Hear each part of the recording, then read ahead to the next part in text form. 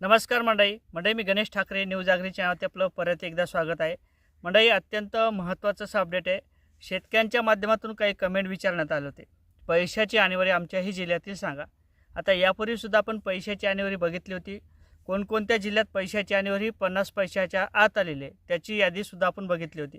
परंतु परत एकदा तुमच्या कमेंटच्या माध्यमातून आपण सगळ्या जिल्ह्याची पैशाची आणीबाणी बघणार आहोत। कोणकोणत्या जिल्ह्यात पैशाची आणीबाणी किती आलेली आहे, त्या तालुक्यात पैशाची आणीबाणी किती आलेली आहे आणि जी नेमका शेतकऱ्यांना पैशाच्या आणीबाणीवरती काय लाभ दिला जातो, काय योजनेचा फायदा दिला जातो, याची देखील माहिती आपण या व्हिडिओच्या माध्यमातून समजून घेण्याचा प्रयत्न करणार आहोत। तर मंडळी मी गणेश ठाकरे न्यूज आगरी चॅनलवरती आपलं सहर्ष स्वागत आहे।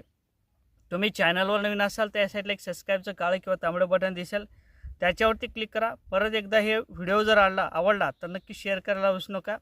आणि व्हिडिओ परत सांगतो मोठा होणारच आहे, कारण तर बऱ्याच जिल्ह्याची आपल्याला माहिती घ्यायची आहे, म्हणून हा व्हिडिओ मोठा जरी झाला तरी हा व्हिडिओ शेवट पण बघायला सुद्धा विसरू नका। तर मंडळी, ज्या अर्थी शेती पिकाचं नुकसान झालं आपल्याला माहिती आहे की नुकसान भरपाईची रक्कम आणि पेरणीचं अनुदान हे देण्यात आलेलं आहे।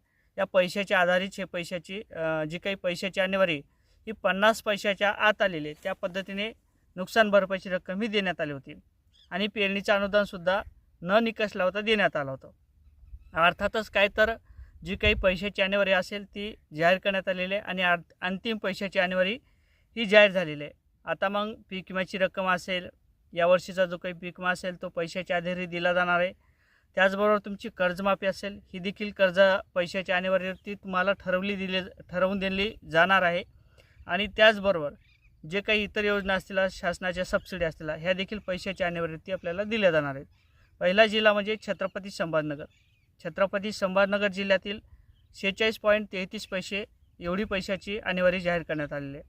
पैठणमध्ये छत्रपती संभाजीनगरमधला जे काही पैठण तालुका आहे त्यामध्ये 46.11 पैसे, फुलंबीमध्ये 49 पैसे, विजापूरमध्ये 47.73 पैसे, गंगापूरमध्ये 48.15 पैसे, खुलताबाद 48 पैसे, सिल्लोड 48 पैसे, किन्नड 48 पैसे, सोयागाव 48 पैसे।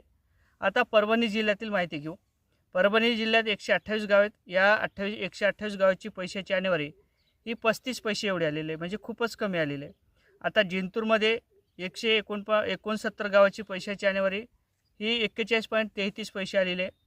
त्याचबरोबर मानवतमध्ये 45.20 पैसे एवढे आलेले आहे। सोनपेठमध्ये 40.46 पैसे एवढे आलेले आहे। गंगाखेडमध्ये 42 पैसे एवढी पैशाची आणीबाणी जाहीर करण्यात आलेली आहे। आता हिंगोली जिल्ह्यात 152 गाव आहेत आणि 152 गावाची पहिली यादी ही प्रकाशित करण्यात आली होती। यापैकी हिंगोली तालुक्यात 44.33 पैसे एवढे आलेले आहे।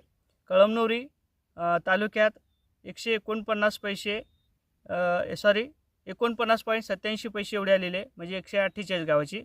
वसमतमध्ये 151 गाव आहेत, 48 पैसे एवढे आलेले। औंढ्यामध्ये 122 गाव आहेत, 45 पैसे एवढे आलेले।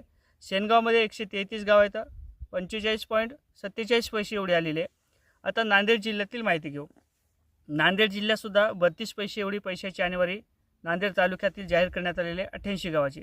अर्धापूरमध्ये 47 पैसे एवढे आलेले, कागरमध्ये 32 पैसे एवढे आलेले, लोहामध्ये 32 पैसे, भोकरमध्ये 32.26 पैसे एवढे आलेले।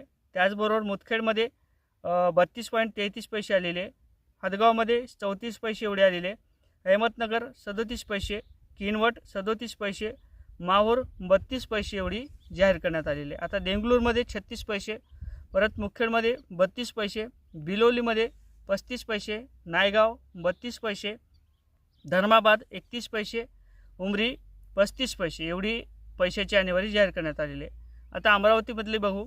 अमरावतीमधले तिवसा तालुक्यातील 43 पैसे आलेले, धारणामध्ये 49 पैसे एवढी, त्याचबरोबर चिखलदरामध्ये 49 पैसे, नांदगाव 49 पैसे, खडवेश्वर 49 पैसे, वरुड 48 पैसे, दर्यापूर 48 पैसे, धामणगाव रेल्वे 48 पैसे, भातुकली 47 पैसे, परत चांदूर रेल्वे 47 पैसे, मेळशी 47 पैसे, चांदूर बाजार 47 पैसे, अंजनगाव सुरी 47 पैसे, जतमध्ये जवळपास 46 तहसीलच्या अंतर्गत 46 गावाची पैशाची आणीबाणी आणि अप्पर तहसीलच्या आठ गावाची पैशाची आकडेवारी ही 54 पैसे एवढी आलेली आहे, म्हणजे 50 पैशाच्या आत आलेली आहे.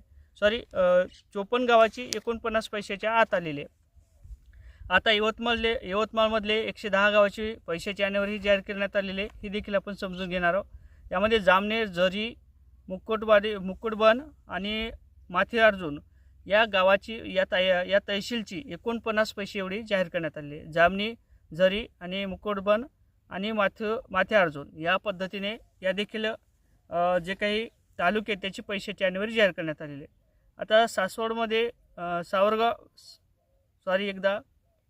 कळंबमधले, त्यानंतर यवतमाळचे आपण बघितलेले. आता वाशिमची बघूया.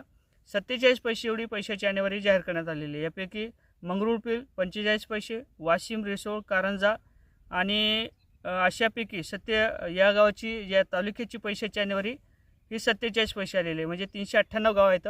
म्हणजेच काय तर वाशिम, रिसोड, कारंजा या 3 तालुक्यातील 398 गावाची 47 पैसे एवढी पैशाची आकडेवारी जाहीर करण्यात आलेली आहे.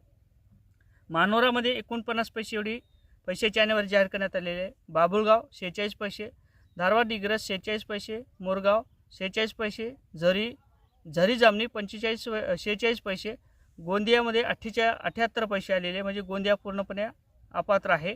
पूर्ण पीक विमासुद्धा मिळण्याची शक्यता कमी आहे. तर अशा पद्धतीने या जिल्ह्यातील आपण पैशाची आकडेवारी जाहीर करण्यात आलेली आहे. आणि या जे काही जिल्हे होते आणि जे काही तालुके होते त्या जिल्ह्याची आणि तालुक्याची पैशाची आकडेवारी ही 50 पैशाची आलेली आहे. म्हणून पैशाची आकडेवारी ही खूप महत्त्वाची असणार आहे.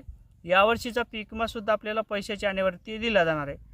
ज्या भागातील आणि ज्या तालुक्यातील पैशाची आकडेवारी ही 50 पैशाच्या आत आलेली असेल अशा तालुक्याला आणि अशा मंडळाला किंवा त्या ठिकाणच्या गावाला हे पीक विम्याचा लाभ दिला जाऊ शकते. आणि पैशाची आकडेवारी हा यावर्षीचा जो काही खरीपचा पीक विमा असेल तो दिला जाईल. आता ही पीक विम्याची रक्कमसुद्धा लवकरच वर्ग केली जाईल अशा पद्धतीच्या काही सूचना येत आहेत. आणि कालही आपण त्याच्या संदर्भात काही व्हिडिओ घेतला होता. जवळपास जे काही पोर्टल आहे पीक विमा कंपनीचं त्याच्यावर काहीतरी तांत्रिक अडचणी येत आहेत अशा पद्धतीचं कृषी विभागाच्या माध्यमातून सांगण्यात आलेलं आहे. आणि त्या प्रॉब्लेम सॉल्व्ह झाल्यानंतर शेतकऱ्यांच्या खात्यावर पीक विम्याची रक्कम ही दिली जाणार आहे. अशा पद्धतीने आपण आज पैशाची आकडेवारी समजून घेतलेली आहे. अंतिम पैशाची आकडेवारी या जिल्ह्यातील आलेली होती आणि त्याची यादीसुद्धा आपण तुमच्या कमेंटच्या खातर आपण ही माहिती घेतलेली आहे. असेच नवीन अपडेट घ्यायचे असतील तर नक्कीच चॅनलवर नवीन असाल तर चॅनलला सबस्क्राईब करा. व्हिडिओ आवडला तर लाईक आणि शेअर करायला सुद्धा विसरू नका. जय शिवराय.